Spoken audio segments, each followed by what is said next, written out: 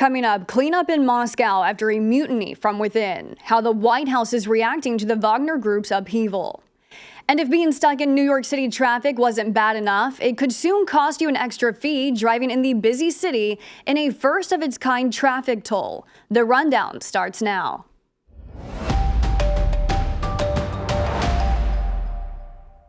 This is Straight Arrow News, bringing you unbiased, straight facts. Thanks for joining us. I'm Kara Rucker. New this morning, Russian authorities announced they have closed a criminal investigation into Wagner Group chief Yevgeny Prigozhin. Just as we reported yesterday, the investigation led to no charges against him, nor any of the Wagner Group mercenaries who staged a mutiny on Russia over the weekend. A jet linked to Prigozhin arrived in Belarus today. That's where Prigozhin was expected to go following the deal he struck with the Kremlin to end the group's march on Moscow.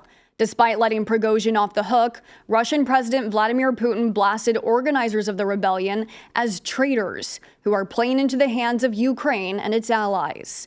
All this as the U.S. continues to monitor what the revolt means for the war.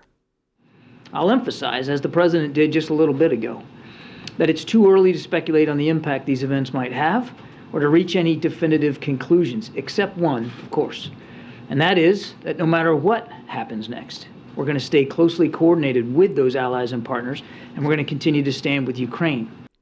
And speaking of standing with Ukraine, the war-torn nation will be receiving another $500 million aid package from the U.S., expected to be announced by the Biden administration today. As Ukraine continues its counteroffensive, it will be receiving an array of assistance from the U.S. The package will include the shipment of more than 50 heavily armored military vehicles and missiles to replenish its air defense systems. Since the start of the war, this will be the 41st time that the U.S. has provided military weapons through presidential drawdown authority, which allows the Pentagon to quickly take items from its own stocks and deliver them to Ukraine. We continue to supply the Ukrainians with the equipment they need to conduct the counteroffensive and to defend themselves long term. We continue to have intelligence sharing channels with the Ukrainians. We continue to have military channels. We continue to have diplomatic channels that are open with Ukraine. The $500 million aid package will come in addition to $6.2 billion pledged to go to Ukraine through a Pentagon accounting error that we followed closely last week. To catch up on how the Pentagon miscalculated aid to Ukraine by the billions, find our report at san.com. Happening today, a U.S. judge is set to hear arguments over President Donald Trump's attempt to move his criminal case in New York out of the state and into a federal court, where he could potentially try to get the case dismissed. Trump's lawyers sought to move the case to federal court soon after Trump pleaded not guilty in April to charges that he falsified business records in a hush money scheme. Moving the case to federal court would also cast a wider net of potential jurors rather than only selecting from Manhattan, a city with much disdain for the former president. If the case stays in state court, the trial will begin March 25th of next year in the thick of the presidential primary season. The judge will hear arguments, but is not expected to immediately rule today.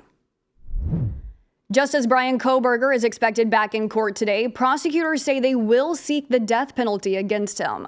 Kohberger is suspected of murdering 4 University of Idaho students last year. Prosecutors say Kohberger exhibited utter disregard for human life, committing such a heinous crime. Earlier this year, Kohberger pleaded not guilty. Kohberger, 28 years old and a former PhD student, is expected to appear in court today for a preliminary hearing. Trial is set to begin October 2nd. The CDC has issued a warning over the return of locally acquired cases of malaria. The first time in 20 years cases have been acquired in the U.S. with no links to travel outside the country. There are 5 total cases, 4 in Florida and 1 in Texas. The cases in the 2 states are also said to have no links to one another. Malaria is transmitted when a person is bitten by an infected mosquito. A health advisory has been issued in both Texas and Florida.